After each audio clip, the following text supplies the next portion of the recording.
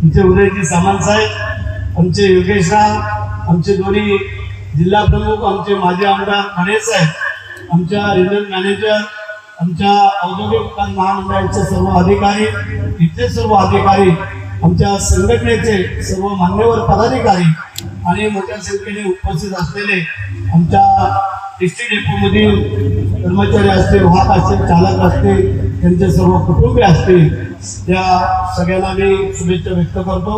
आणि आमचे नेते उदय सामंत साहेब यांना मी माझ्या रायगडच्या वतीने शुभेच्छा व्यक्त करतो. कारण माणूस कसा असा, यांचं उदाहरण त्यांनी आम्हाला इथं बोलून दाखवून दिलं. अजून बरेच ठिकाणी दाखवायचे आहेत, तर आम्हाला बघितलं तर आम्ही काय सोडणार नाही त्यांना पण, कारण आमचा पण सहभाग आहे ना त्यांच्या पाठीमागे. म्हणजे नामदार उदय सामंत साहेब म्हणजे रत्नागिरी जिल्ह्याचे सुपुत्र जरी असले तरी महाराष्ट्राला लागलेले एक विकास रत्न म्हणून त्यांच्याकडं पाहिलं जातं. एक कुशल नेतृत्व, कुठून कसा निधी आणायचा, काय करायचं, आम्ही पण आश्चर्य पण मला काय पहिलीच वेळ मिळाली ना. त्याला योग्यता आम्ही दोघे पहिलेच आहेत, ते बरेच वेळ झाले ना मंत्री, पण चांगली बाब आहे. मागच्या वेळेला आमच्याही जिल्ह्याचं पालकमंत्रीपद त्यांच्याकडे दिलं होतं. आता मला देण्यासाठी प्रयत्न करता येते, बघूया आजच्या वाटत होईल काहीतरी, काळजी करण्याचं कारण नाही. म्हणजे ज्या एंट्री गेट मधून जे प्रवासी एंट्री करतील त्यावेळेला दोन्ही बाजूला दोन राज्य आहेत, छत्रपती शिवाजी महाराज आणि छत्रपती संभाजी महाराज. तिथंच नतमस्तक होऊन प्रत्येक प्रवासी वरती येऊ शकतो. ही संकल्पना ज्या सामंत साहेबांनी आणि त्यांचे सर्व अधिकारी वर्ग त्या सगळ्यांनी जी केलेली आहे, मी तुम्हाला खरंच धन्यवाद देतो.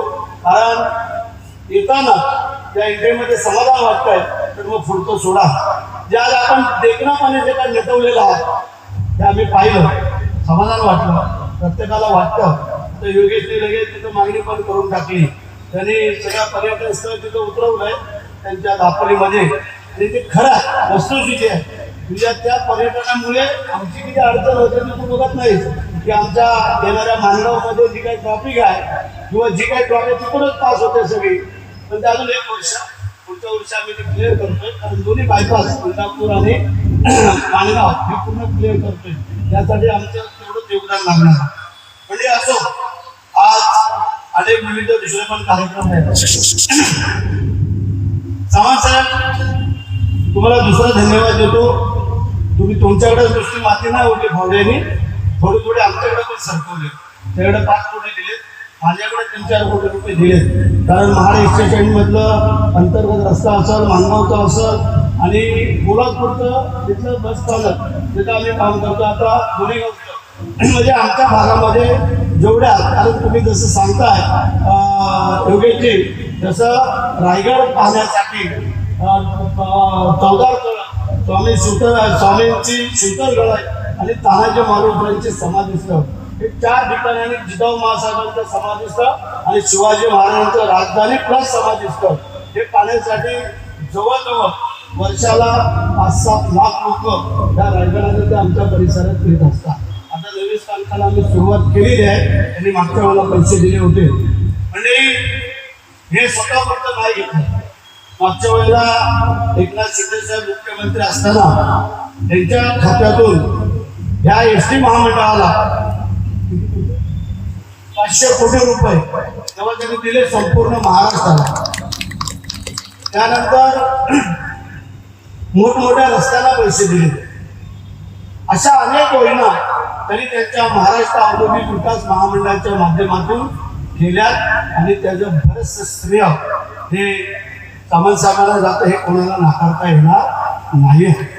म्हणजे असो, त्यांनी अजून मग सांगितलं इंजिनिअरिंग कॉलेज बांधलं, शिवसृष्टी केलेली आहे आणि अनेक अशा योजना केलेल्या आहेत. आता एक मोठा भव्य दिव्य रस्ता होतोय आपल्या इथं, जो 3000 कोटीचा रस्ता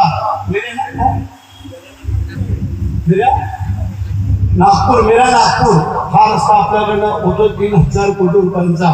कामाला सुरुवात झालेली आहे. म्हणजे आपला हवे पण थोडा मध्ये थोडा राहिला आहे संगमेश्वरला तिथे आणि थोडा आधीमध्ये नंतर सावंत साहेब महाडवरनं एवढे आम्ही सुसाईड आलो की आम्हाला कळलंच नाही. अशा पद्धतीने आम्ही पोहोचलो आणि संगमेश्वरला थोडं अडकलो. पण हरकत नाही आहे, पोलिसांनी आम्हाला मोकळं केलं तर आम्हाला थोड्या शिव्या खाव्या लागल्या लोकांच्या. त्यांना आम्हाला सोडत असताना बाकीचे लाईनीत उभे होते. म्हणजे असो, आज या 3 वेळेला आम्ही आमच्या या नेत्याला शुभेच्छा व्यक्त करत असताना त्यांना दीर्घायुष्य लाभावं, कारण असं म्हटलं गेलेलं आहे, लाख मिळे तरी चालतात पण लाखाचा पोशिंदा भरतात. म्हणून त्यासाठी आमच्या सगळ्यांच्या त्यांना शुभेच्छा.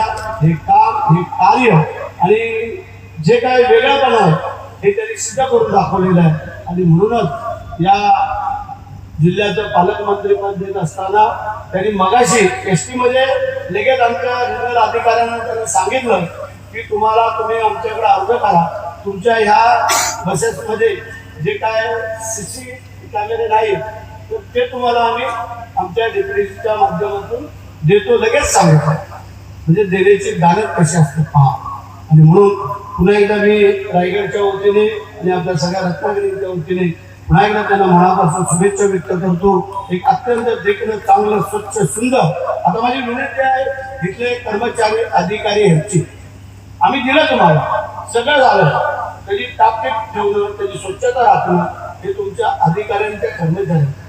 तर आज आम्ही तुम्हाला दिलं आणि ते जर अस्वच्छ दिसलं तर उद्या तुमच्याबरोबर आम्हाला काय शिवाय खायला नको, ह्याची जबाबदार. त्याच्यामध्ये अजून काय तुम्हाला लागलं तर त्याच्यामध्ये आमच्या इस्तेमालातर्फे नाहीत आमचे, त्यांनी पण काहीतरी सांगून टाकलं असतं, पण त्याला नंतर विचारून तुम्हाला सांगतो काय दिलं. देश विदेशातील प्रत्येक घडामोडींचे लाईव्ह अपडेट मिळवण्यासाठी आता साम टीव्हीच्या सर्व सोशल मीडिया प्लॅटफॉर्मला लाईक, फॉलो आणि सबस्क्राईब करा. तसंच सर्व नोटिफिकेशनसाठी बेल आयकॉन प्रेस करायला विसरू नका.